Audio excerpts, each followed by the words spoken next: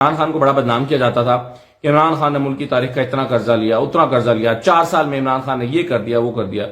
اب جو فگرز میں آپ کو بتانے لگا ہوں آپ کے ہوش اڑ جائیں گے سن کے، کیونکہ ملک جب سے پاکستان بنا ہے تب سے لے کر 2022 اپریل تک، یعنی پچھلے سال تک جب تک عمران خان کی حکومت تھی، اس وقت تک جتنے سال گزرے ہیں کسی بھی سال میں اتنا قرضہ نہیں لیا گیا جتنا پچھلے 1 سال میں قرضہ لیا گیا ہو، اور یہ ہے 15,000 ارب روپے۔ 15,000 ارب روپے کا قرضہ پاکستان نے پچھلے 1 سال میں لیا ہے، اور یہ ملک کے مجموعی قرضوں کا 34% بنتا ہے۔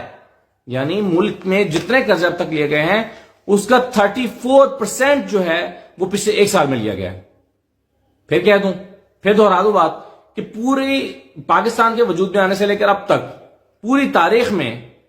کل ملا کر جتنے قرضے لیے گئے ہیں اس کا 34% پچھلے 1 سال میں پی ڈی ایم کی حکومت نے لیا ہے۔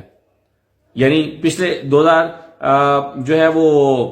اپریل 2022 تک ملک پہ جو کل قرضہ تھا وہ 43,705 ارب تھا، اور اب یہ 15,000 ارب روپے کے بڑھنے سے یہ ہو گیا ہے 58,599 ارب، یعنی 43 ارب سے 43 بلین سے بڑھ کر یہ ہو گیا ہے 58,000 بلین۔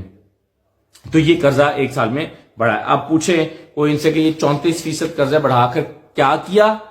کہاں گئے پیسے، کہاں خرچ کیے؟ کیونکہ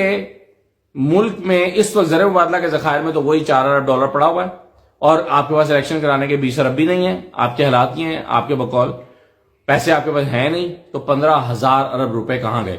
تو یہ ایک بڑا اہم سوال ہے جو میں آپ کے لیے چھوڑے جاتا ہوں۔